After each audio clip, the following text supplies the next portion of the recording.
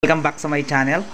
Okay, for today's video, so sa mga nagko-comment sa aking tutorial about sa dishwashing liquid na kung paano ito magiging malapot. So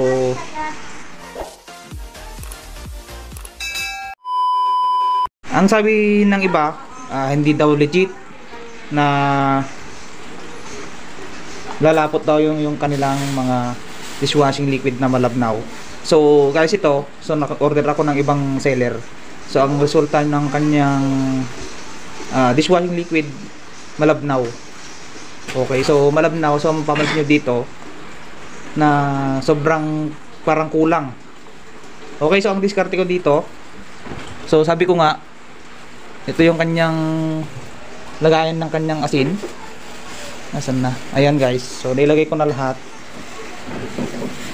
Tapos, so ang sabi ko sa aking mga tutorial video na dadagdagan lang natin ng asin na ordinary.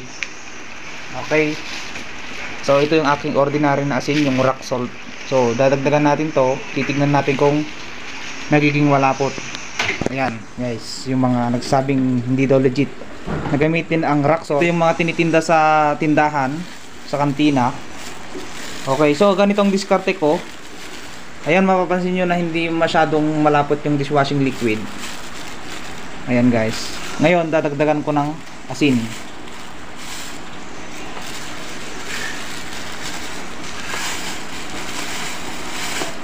Ayan, so ilalagay ko na lahat ito. Okay. Ayan guys, wala na. Ngayon, haluin natin. Haluin lang mabilisan para makita agad yung kanyang resulta.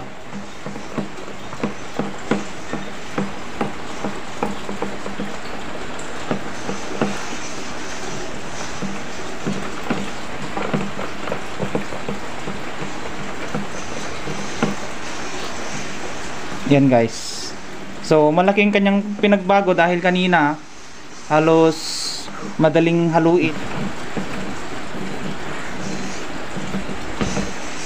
Ayan, sa mga nagko-comment na sabi nila hindi daw totoo na kapag lagyan mo ng asin, mas lalo daw lalabnaw. Problema siguro sa kanila, kulang yung asin. Baka yung nagdagdag lang sila ng asin ng 3 kutsara, ganon. So kailangan medyo madami rin.